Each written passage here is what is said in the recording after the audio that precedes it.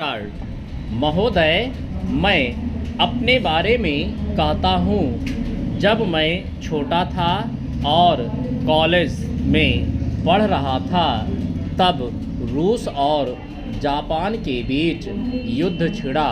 उस समय समाचार पत्रों में जापान के संबंध में बहुत सी बातें छपा करती थीं। उनमें एक बात यह भी थी कि जापान में समूरिया जाति के लोगों ने अपने सब अधिकार वहाँ के राजा को दे दिए थे।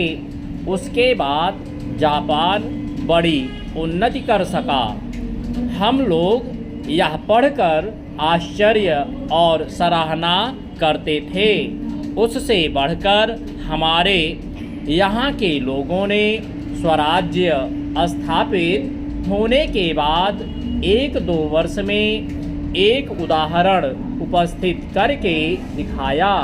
हम भी अपने हजारों वर्षों के इतिहास को नहीं भूलेंगे। जो रियासतें अलग अलग स्थापित हो गई थीं और एक प्रकार से भारत कई टुकड़ों में बटा हुआ था, वे सब टुकड़े एक हो गए। आज ब्रिटिश भारत और देसी रियासतें मिलकर एक हो गई हैं। चेंज। उसके बाद हमारे सामने यह प्रश्न आया कि भारत के लोग केवल स्वराज्य से ही सुखी नहीं हो सकते, उनको किसी न किसी प्रकार सुखी बनाना है। इस संबंध में सरकार ने अपनी ओर से प्रायः सभी राज्यों में जमींदारी और जागीरदारी उन्मूलन के कानून उपस्थित किए और वे कानून पास हुए। प्रसन्नता की बात तो यह है कि बहुत से स्थानों में कानून उन लोगों की स्वीकृति से तथा उन लोगों की सलाह से पास किए जिनकी जिम्मेदारी और जागीरदारी समाप्त हो जानी थी। यह भी देश प्रेम का उदाहरण है। उन लोगों ने अपनी संपत्ति का त्याग इसलिए किया कि उससे सारे देश को लाभ पहुँचे। वह काम भी लगभग पूरा हो गया और पूरा होता जा रहा है। हमारे सामने मार्ग प्रशस्त है और अब हमें इस पर चलने की शक्ति चाहिए। चेंज।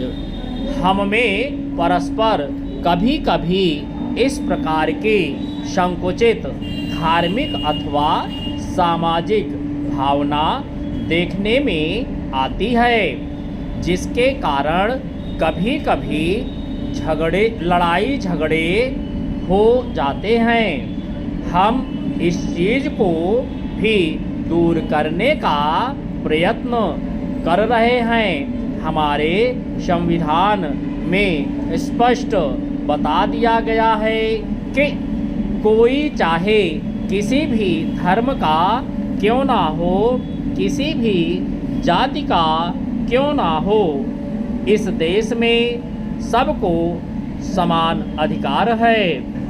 गरीब से गरीब आदमी को भी वही एक वोट देने का अधिकार है जो कि राजा साहब को है या मुझे।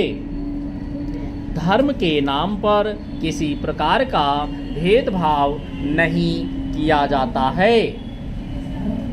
चेंज। महोदय, मैं अपने बारे में कहता हूँ। जब मैं छोटा था और कॉलेज में पढ़ रहा था, तब रूस और जापान के बीच युद्ध छिड़ा। उस समय समाचार पत्रों में जापान के संबंध में बहुत सी बातें छपा करती थीं। उनमें एक बात यह भी थी